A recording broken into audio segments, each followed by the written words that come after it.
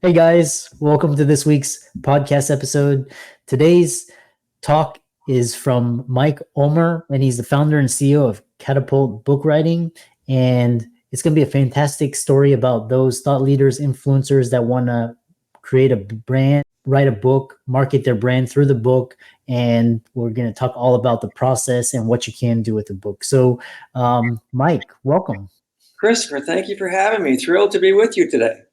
Yeah, I know. I'm always interested in people on the cutting edge, influencing the thought landscape, being leaders, building a following. So tell people your story and what you do, and we'll get into it. Oh, sure. So my name is Mike Ulmer, as you probably see. My website just changed over to Mike Ulmer. I didn't remember to give you the note, but my story is journalism. I did journalism for 30 years. I sort of traveled the world as a sports writer. I wanted to become a sports writer. I know you were in Canada recently in Vancouver. So in Toronto, the big team was the Toronto Maple Leafs.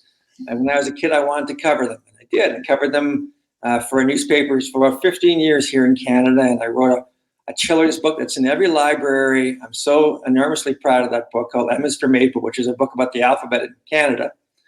And so I had a great career. And then I worked over to the team side. I worked for the team, the club people that own the Maple Leafs and Raptors. And then I got out of that and I started thinking what I wanted my next move to do. And I joined a group. I joined Business Networking International. I know they've got offices all over the country. And what I was really struck was there's so many people that are entrepreneurs. I didn't even know it's like this subculture of people I didn't even think about. I just assumed I was going to have a job every day for the rest of my life. And then I went to these meetings and I met these people, and they're really bright, hardworking, earnest, engaged people. And I really fell in love with the entrepreneurial life. So I started talking to them and learning about them. And I found out the one thing that many of them were missing was that sort of story they needed to tell every day for the rest of their life, because it's so important, because that's the centerpiece of for example, your social media. If you have that one sentence, what you're about, why you're different, why it matters to you, it's so powerful, because it can be in an elevator speech, it can be in a speaking gig, it can be in your social media, it can be when you're just talking to people. It's so essential to focus in on finding what that thing is. And so I was really surprised that no one knew theirs. I mean, nobody knew their thing at all, like what they're about, why they did it, why it mattered to them, what their experiences were, what their insight was that nobody else had. And so I said, okay, this is what I want to do. So I help people write their books. Sometimes I sort of ghostwrite it, although I don't say ghostwrite, because if I'm writing one of your books, you're going to be so sick of me. Ghostwriters just generally go and write and come back. I'm not that way, man. If Christopher, if I'm writing your book, you're going to hate me by the end of it, because I'm going to pester you to get the very best book out. And then the other thing I do is, at a different price point, is we help people get their books out. We give you 100 days. I call it a 100-day boot camp, and the no bullshit boot camp, because we're going to get you that transcript in 100 days. And first thing we're going to do is I sort of have a system that goes into every great business book, every great story you need to tell for the rest of your life. You and I are going to work on it. We're going to work on it. We're going to work on it until we get it right. And then we're going to pull the clock, and then we're going to give you 100 days, and you can call me or one of my coaches as often as you like, every day if you want to, but we're going to get that thing done after 100 days. I love that. And you talked about some of the benefits. Basically, it's a platform, so it can be a lead magnet. You can build your brand. You get speaking, consulting, you get employment, you get clients. So it's really, people don't. Usually, I was reading a statistic. Most people don't make money off the books unless you're like. It's one of those crazy things where the fact that you've done it is like 95. Actually, that's not true. The fact that you've done it is like 95% of the efficacy. Only 5% of the people are going to read your book. But the fact that you've done it means that 95% of people that know that will think more of you. But the 5%, you better have a good book. But tell people, the crazy thing is, we drill down and we talk about stuff that maybe you didn't think really mattered. The rule we have is, if you wrote the book you thought you were going to write, you wrote the wrong damn book, because that was your outline, that was your idea. But the process of writing a book is revelatory. We go back and so stuff that you didn't think was really important, Turns out was important. And threads of your life that you had never really connected, turns out they're connected. And so we always come out with an experience for our clients that is revelatory, because now they have clarity.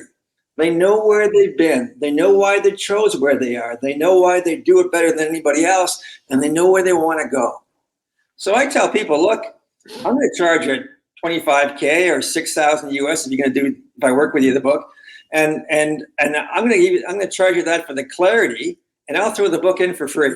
That's a huge upsell, which brings us to the next question is and you talked about the process of writing a book and why writing a business book is easier than you think. Most people think it's like, oh my God, I have to like spend years and years, but talk about how it's easier than one puts it out to be. For one thing, it's nowhere as long as you think it has to be. Most people think that a business book has to be 200, 300, 400 pages. Man, no, man. That's between 125 and 150 pages.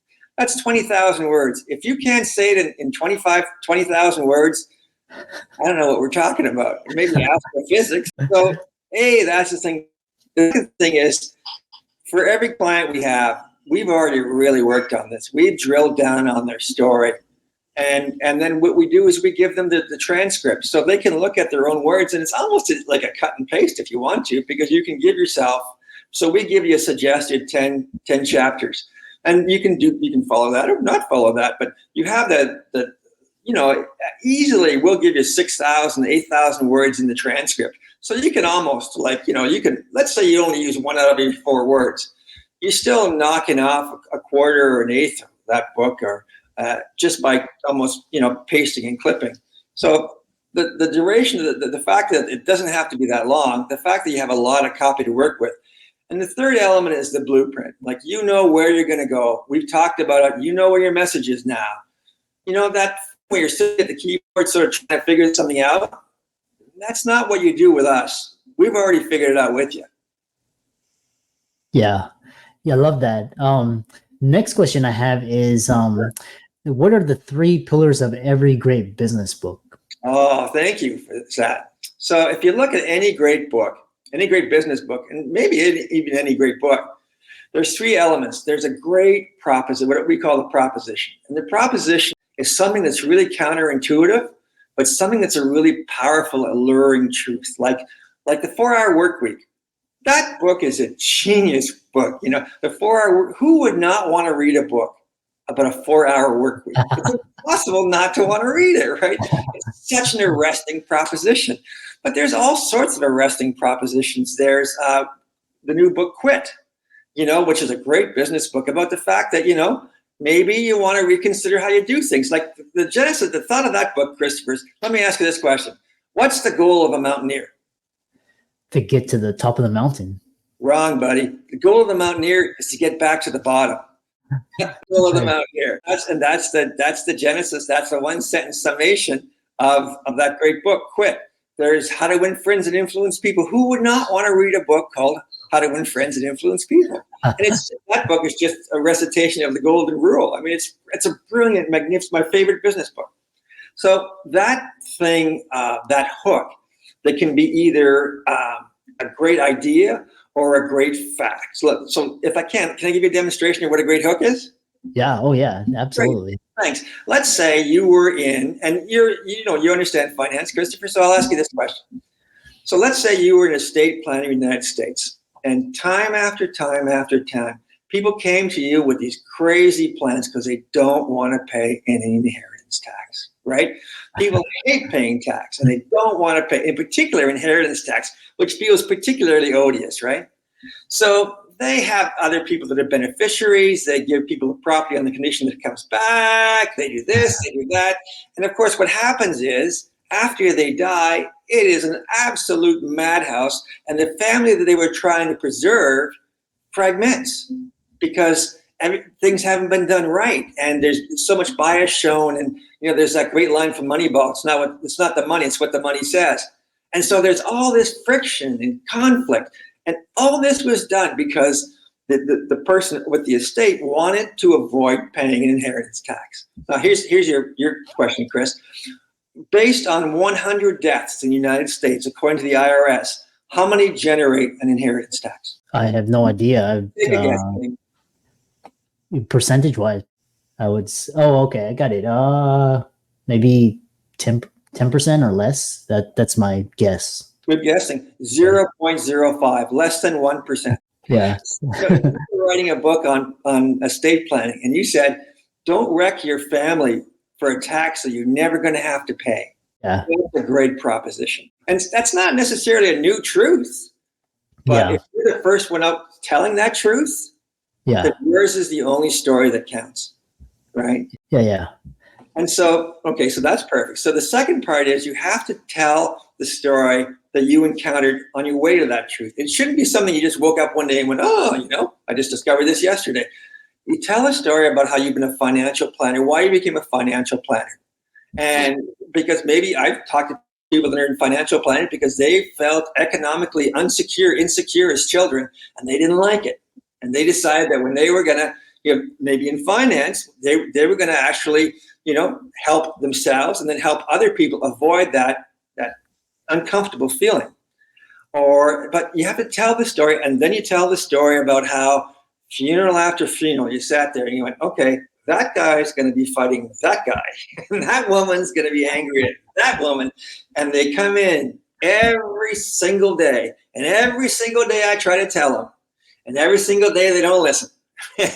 And so there's always these, I don't know if you've ever seen a fight at a funeral home. They're fantastic. Because everything's bottled up, and then they go boom, and it's very, very fun to watch if you like that sort of thing.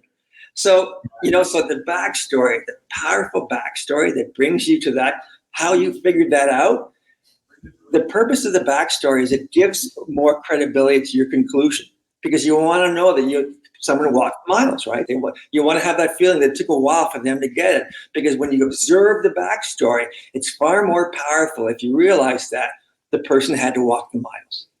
So you've got the great proposition, you've got the great backstory that validates the proposition, and at the end, you have ideas, you have tips, you have hacks, you have all sorts of things. If you brought these people that far, you've explained to them why this is important. Don't just leave them hanging there. Ideas, things that you did, things that you learned. Be generous with your reader, and they will be generous with you. So those are the three elements that I think if you look at any great business book, you'll find those three elements. Yeah, I love that. And I love your passion.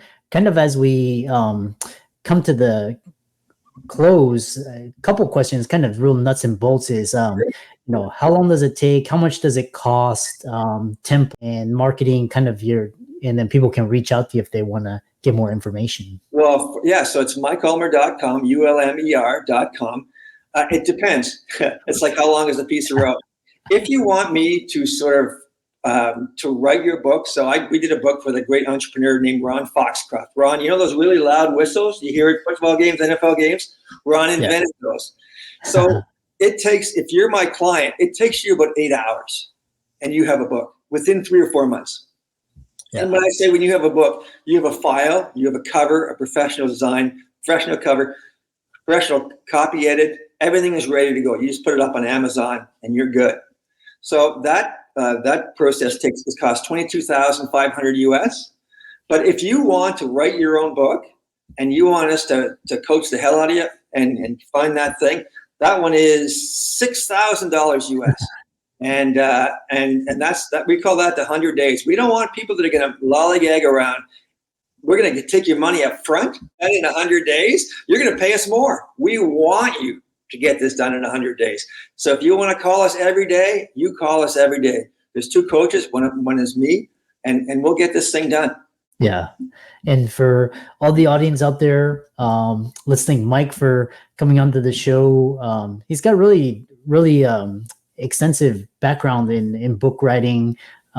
Certainly reach out to him. Check out his social media. It's really a lot of good work, and reach out to him as well. All of these links will be in the show notes. And with that, thanks so much for coming onto the podcast. Christopher, thanks for having me. Great time. I really enjoyed it.